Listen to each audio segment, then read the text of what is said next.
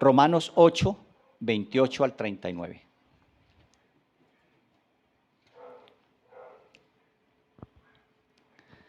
Dice la palabra del Señor. Y sabemos que los que aman a Dios, todas las cosas les ayudan a bien. Esto es, a los que conforme a su propósito son llamados. Porque a los que antes conoció también los predestinó para que fuesen hechos conforme a la imagen de su Hijo, para que Él sea primogénito entre muchos hermanos. Y a los que predestinó a estos también llamó, y a los que llamó a estos también justificó, y a los que justificó a estos también glorificó. ¿Qué pues diremos a esto? Si Dios es por nosotros, ¿quién contra nosotros? El que no escatimó ni a su propio Hijo, sino que lo entregó por todos nosotros, ¿cómo no nos dará también con Él todas las cosas? ¿Quién acusará a los escogidos de Dios? Dios es el que justifica. ¿Quién es el que condenará? Cristo es el que murió, más aún el que también resucitó, el que además está a la diestra de Dios, el que también intercede por nosotros. ¿Quién nos separará del amor de Cristo? ¿Tribulación, o angustia, o persecución, o hambre, o desnudez, o peligro, o espada? Como está escrito, por causa de ti somos todos muertos todo el tiempo. Somos contados como ovejas de matadero. Antes en todas estas cosas somos más que vencedores por medio de aquel que nos amó, por lo cual estoy seguro de que ni la muerte, ni la vida, ni ángeles, ni principados, ni potestades, ni lo presente, ni lo porvenir, ni lo alto, ni lo profundo, ni ninguna otra cosa creada nos podrá separar del amor de Dios que es en Cristo Jesús, Señor nuestro. Este pasaje es importante porque vamos a entender muchas de las cosas que el Señor nos habla en este pasaje que acabamos de leer de Romanos. En esta sección que estamos terminando, estamos afirmando y podemos afirmar la enseñanza anterior que nos había compartido nuestro pastor, de que Jesucristo como mediador exclusivo y suficiente. Por lo tanto, todos los oficios de Cristo son para los predestinados y en nuestra ignorancia y separación de Dios necesitamos de su gran oficio de mediador. Este es un oficio único y exclusivo y solo para Cristo. No hay otra posibilidad de encontrar otro mediador. Él es único, exclusivo y solo Cristo es nuestro mediador. Entonces, para entrar en el desarrollo de lo que vamos a ver, vamos a ver esta predicación en dos puntos. El primer punto, el oficio de Cristo mediador, y el segundo punto, unas reflexiones respecto a lo que estudiamos en esta noche. Entonces, en el primer punto, el oficio de Cristo mediador.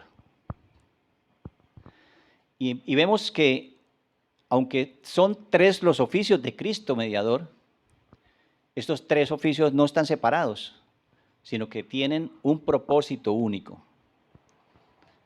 Aunque vamos a mirarlos en los tres aspectos tan importantes de la obra de Cristo como mediador, todos los tres tienen un solo propósito. Y ese propósito lo podemos encontrar en Efesios 1, 3 al 7. Dice la palabra del Señor: bendito sea el Dios y Padre de nuestro Señor Jesucristo, que nos bendijo con toda bendición espiritual en los lugares celestiales en Cristo, según nos escogió Él antes de la fundación del mundo, para que fuésemos santos y sin mancha delante de Él, en amor, habiéndonos predestinado para ser adoptados hijos suyos por medio de Jesucristo, según el puro afecto de su voluntad, y para alabanza de la gloria de su gracia, con la cual nos hizo aceptos en el amado, en quien tenemos redención por su sangre, el perdón de pecados según las riquezas de su gracia. Entonces, mirando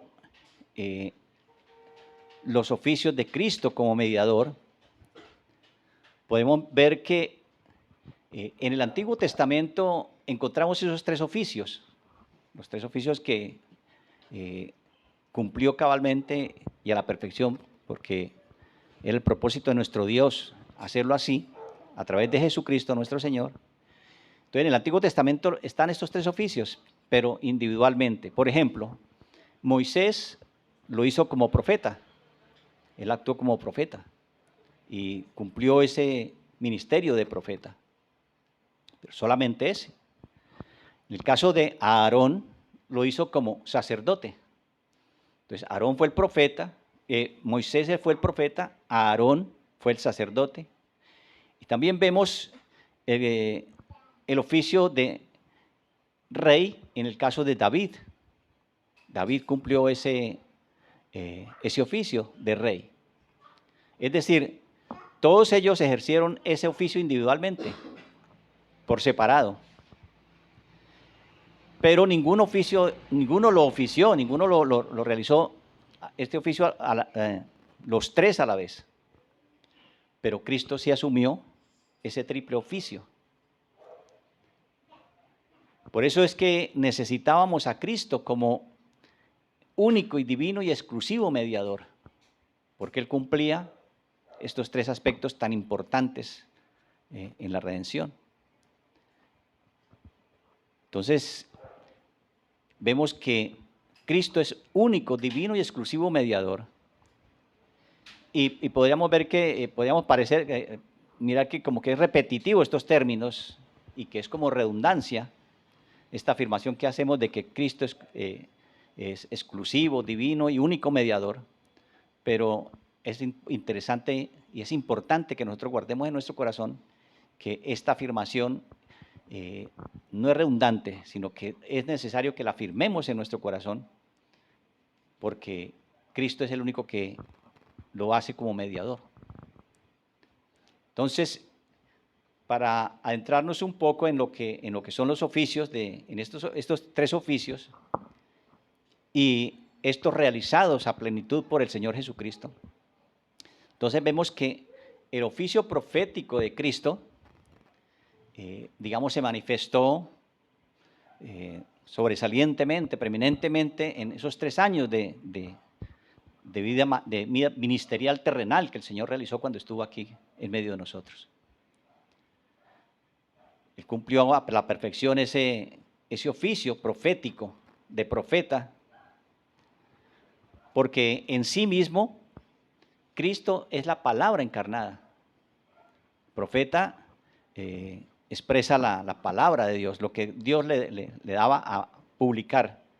Pero Cristo mismo es la palabra encarnada de Dios.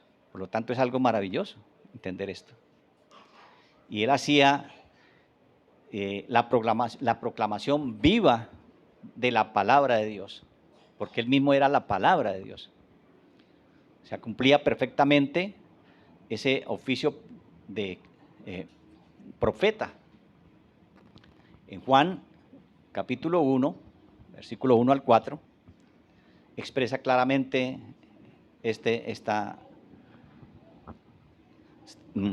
esto que realizó el Señor. Dice, en el principio era el Verbo, y el Verbo era con Dios, y el Verbo era Dios. Este era en el principio con Dios. Todas las cosas por Él fueron hechas, y sin Él nada de lo que ha sido hecho fue hecho. En Él estaba la vida, y la vida era la luz de los hombres. Entonces, con esto, en este pasaje, estamos reafirmando lo que era el Señor Jesucristo. El Verbo, la palabra de Dios viviente. Y Él podía expresarla perfectamente. Ahora, un profeta, digamos, si miramos el Antiguo Testamento, los profetas hablaban, pero esos profetas decían, cuando expresaban la palabra de Dios, así ha dicho el Señor. Esa es la afirmación de que esa palabra venía de parte de Dios. Pero Cristo, que es nuestro mediador perfecto, Él tenía el Espíritu Santo y que el Espíritu Santo le había ungido sin medida, teniendo en sí, en esa unción que le había dado el Espíritu Santo, todos los tesoros de la sabiduría y el conocimiento. Pues era el Verbo mismo que estaba actuando en Jesús, en Cristo, nuestro mediador. Entonces miremos la diferencia tan maravillosa y extraordinaria. Los hombres que Dios había escogido para que expresaran su palabra, siempre tenían que depender de y confirmar que esa palabra venía de Dios. Pero en el caso de Cristo, como nuestro mediador y como profeta, Él era la palabra viva y la expresaba Él. Por eso Él nunca expresó, esta es la palabra de Dios, o así dice la palabra de Dios, sino Él se expresaba porque era la palabra de Dios, era el verbo mismo. Y por lo tanto, era la profecía misma dada a los hombres. En el Evangelio de San Lucas, en el capítulo 4, en el versículo 15 al 20, encontramos esta afirmación de lo maravilloso que era nuestro Señor, nuestro mediador. Dice la palabra del Señor en Lucas 4, 15 al 20. Y enseñaba en las sinagogas de ellos y era glorificado por todos. Vino a Nazaret donde se había criado y en el día de reposo entró en la sinagoga conforme a su costumbre y se levantó a leer. Y se le dio el libro del profeta Isaías y habiendo abierto el libro halló el lugar donde está escrito: El Espíritu del Señor está sobre mí, por cuanto me ha ungido para dar buenas nuevas a los pobres, me ha enviado a sanar a los quebrantados de corazón, a pregonar libertad a los cautivos y vista a los ciegos, a poner en libertad a los oprimidos y a predicar el año agradable del Señor. Entonces, en este pasaje estamos viendo que el Señor Jesús estaba lleno del Espíritu Santo. El Espíritu Santo lo había ungido con poder para que esa palabra llegara a los corazones de los que Él iba a escoger para sí. Ya en el oficio de sacerdote, que es el segundo oficio, el primero es el de profeta. Recordemos que es profeta, sacerdote y rey. Pero en el caso del oficio de sacerdote, Cristo se presenta como el divino sumo sacerdote para interceder por nosotros y reconciliarnos con Dios y presentarnos aceptos para Él. Ese es el oficio divino de Cristo, el oficio de sacerdote, y lo realizó así. En Hebreos 10, del 8 al 12, dice la palabra del Señor, diciendo primero: sacrificio y ofrenda y holocausto y expiación por el pecado no quisiste, ni te agradaron, las cuales cosas se ofrecen según la ley. Y diciendo luego: he aquí que vengo, oh Dios, para hacer tu voluntad. Quítalo primero para establecer esto último. Y en esa voluntad somos santificados mediante la ofrenda del cuerpo de Jesucristo, hecho una vez para siempre. Y ciertamente todo sacerdote está día tras día ministrando y ofreciendo muchas veces los mismos sacrificios que nunca pueden quitar los pecados. Pero Cristo, ofreciendo una vez y para siempre un solo sacrificio por los pecados, se ha sentado a la diestra de Dios. Entonces, lo extraordinario de nuestro Dios mediador, Cristo mediador, es que era diferente a los sacerdotes que habían estado en el Antiguo Testamento, que eran solamente una imagen de lo que Él sería, el sumo sacerdote, para presentarse delante de nuestro Dios para salvarnos de nuestros pecados. Entonces, en el oficio de sacerdote cumplió a plenitud el mandato del Señor y se presentó para darnos redención. Nos redimió completamente y perfectamente, y una vez para siempre. No hay nada más sacrificio para ofrecer, ni hay sacerdotes para presentar más ofrendas ni sacrificios, sino Él lo cumplió a la perfección y nosotros disfrutamos de ese maravilloso regalo de parte de Dios. Ahora, en el oficio de rey, el Señor Jesucristo es ungido por el Espíritu Santo. Cuando Él inicia su ministerio terrenal, lo asume proclamando el reino de los cielos. Ahí empieza ya el Señor a reinar. Él es rey desde el momento en que se hizo mediador, se hizo rey inmediatamente. A partir del momento en que empezó su ministerio, fue ungido por el Espíritu Santo y empieza a actuar como rey, como el rey de los cielos, como el rey gobernante sobre todos sus escogidos y sobre toda la tierra, sobre toda la creación, porque era el rey, y es el rey, y seguirá siendo el rey por siempre y por la eternidad. Mateo 4, 16 al 17, nos expresa lo extraordinario de este reino que estaba manifestando nuestro Señor Jesucristo. Mateo 4, 16 al 17 dice: el pueblo asentado en tinieblas vio gran luz, y a los asentados en región de sombra de muerte, luz les resplandeció. Desde entonces comenzó Jesús a predicar y a decir: arrepentíos, porque el reino de los cielos se ha acercado. A partir de este momento, el Señor está manifestando que Él es rey de este reino y que este reino, Él empezó a actuar ya como rey sobre este reino.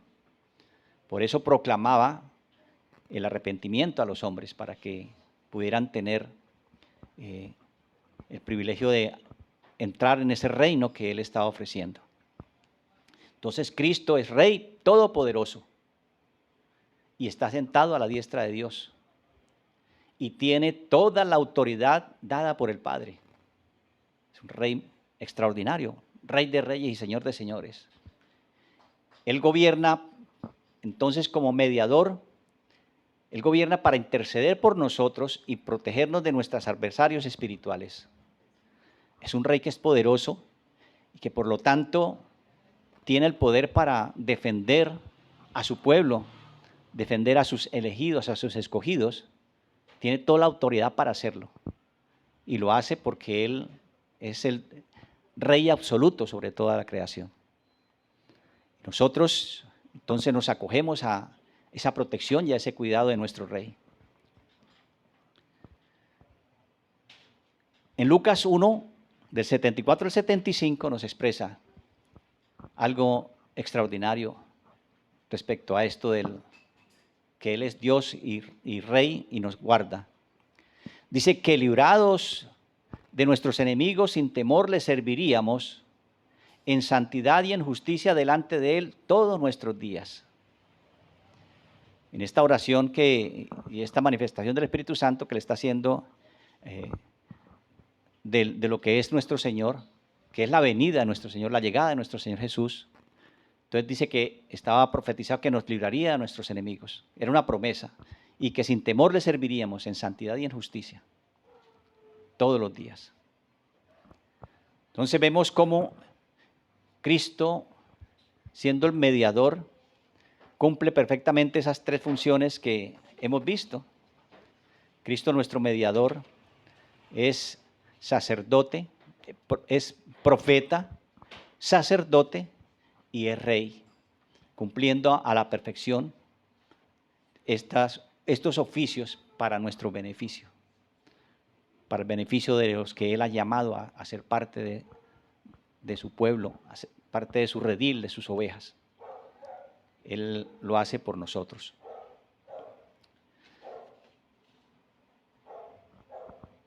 Vamos a ver entonces en el segundo punto unas aplicaciones breves, pero bien importantes para estos tres aspectos, tres oficios de Cristo como mediador en nuestra vida. La primera aplicación, vemos que esos 3 años de ministerio terrenal y el magnífico esplendor en lo profético, como hombre y como hijo de Dios, Cristo aún sigue obrando como profeta, porque Él es Dios y sigue hablando a su pueblo. Él sigue actuando todavía como profeta en medio de sus escogidos y para su pueblo. Él es profeta. Por eso en 2 Corintios, capítulo 4, versículo 6, nos dice: Porque Dios, que mandó que de las tinieblas resplandeciese la luz, Él es el que resplandeció en nuestros corazones para iluminación del conocimiento de la gloria de Dios en la faz de Jesucristo. Entonces nos damos cuenta que Él sigue actuando todavía y lo seguirá haciendo, porque Él es Dios, nuestro Dios Salvador. Actúan en los corazones de los que Él llama para que alcancen salvación y vida eterna a través de su obra gloriosa. Él dice que resplandece en los corazones para luz, para iluminación del conocimiento de Dios y en la faz de Jesucristo, a través de la iluminación que recibimos de nuestro Dios, Jesucristo, nuestro Señor. Entonces Él sigue todavía obrando como profeta entre nosotros y sigue hablándonos a nuestros corazones y a nuestra vida. Eso es el oficio que cumple y cumplirá siempre porque Él es eterno. Segunda aplicación. Jesús es nuestro sumo sacerdote que intercede al Padre por causa de nuestras imperfecciones y por nuestras imperfecciones que tenemos, necesitamos de su oficio, pues es el único intercesor por nosotros ante el Padre. Nosotros somos imperfectos y todavía llevamos muchas situaciones de pecado en nuestro corazón y en nuestra vida. Pero Él, como sumo sacerdote, sigue intercediendo por nosotros ante nuestro Padre Celestial para que se cumpla el oficio de sumo sacerdote. Juan 17, 13 al 21. Vemos cómo en este pasaje se expresa lo que Él hace como intercesor. Intercede por nosotros, ora por nosotros. Dice Juan 17, del 13 al 21. Pero ahora voy a ti y hablo esto en el mundo para que tengan mi gozo cumplido en sí mismos. Yo les he dado tu palabra y el mundo las aborreció, y el mundo los aborreció, porque no son del mundo, como tampoco yo soy del mundo. No ruego que los quites del mundo, sino que los guardes del mal. No son del mundo, como yo tampoco soy del mundo. Santifícalos en tu verdad. Tu palabra es verdad. Como tú me enviaste al mundo, así yo los he enviado al mundo, y por ello yo me santifico a mí mismo, para que también ellos sean santificados en la verdad. Mas no ruego solamente por estos, sino también por los que han de creer en mí por la palabra de ellos, y para que todos sean uno, como tú, oh Padre, en mí y yo en ti, que también ellos sean uno en nosotros, para que el mundo crea que tú me enviaste. Qué pasaje tan maravilloso y extraordinario para nuestras vidas y para alentarnos. Cristo, nuestro Dios, nuestro Señor y Salvador, intercede por nosotros. Es una intercesión que es vigente, actual, porque como lo expresa Él mismo ahí, no oró solamente por los discípulos que estaban con Él, sino que también oró por aquellos que íbamos a creer por el mensaje de ellos. Y nosotros hemos creído ese mensaje. Es decir, nosotros también estamos dentro de esa oración de intercesión de nuestro Señor Jesucristo. Es un regalo extraordinario y maravilloso para nuestras vidas, entender que nuestro Señor Jesús intercede por nosotros. Y lo hizo desde siempre, lo ha hecho, por sus escogidos, sus elegidos, por los que Él ha apartado para sí. E intercede por ellos. No por el mundo, no por el mundo que lo rechaza y lo desconoce, no, solamente por los que Él ha escogido y apartado para sí. Una tercera aplicación es que siendo siervos para nuestro Rey, porque Él es nuestro Rey, Él es Rey, Él con su autoridad y poder nos convence, nos subyuga, nos atrae, nos sostiene, nos libera, nos preserva para su reino celestial. Eso hace nuestro Rey. Él siempre tiene cuidado de nosotros. Siempre estamos bajo su protección. Él no permitirá que nos destruyan y nos hagan daño, sino que Él siempre estará sosteniéndonos, liberándonos y del pecado también, ¿no? No solamente las situaciones físicas o materiales, sino del pecado. Él nos defiende, nos preserva, porque somos parte de su reino celestial. Entonces Él es, ¿quién? Nuestro Rey de Reyes y Señor de Señores. Y por lo tanto debemos fidelidad a Él, debemos lealtad a Él, a ese Rey precioso que es nuestro Señor Jesucristo, nuestro intercesor. Y esa lealtad debe ser por siempre. Debemos manifestarla, digamos, visualmente, aunque podamos ver que los que nos rodean reconozcan que nosotros tenemos un Rey y que le somos fiel a Él, que somos leales a Él. Y seguro que manifestando esa fidelidad y esa lealtad a nuestro Rey, estaremos glorificándole a Él también, exaltándole como eso, como lo que es nuestro Rey, nuestro gran Señor y Rey de Reyes.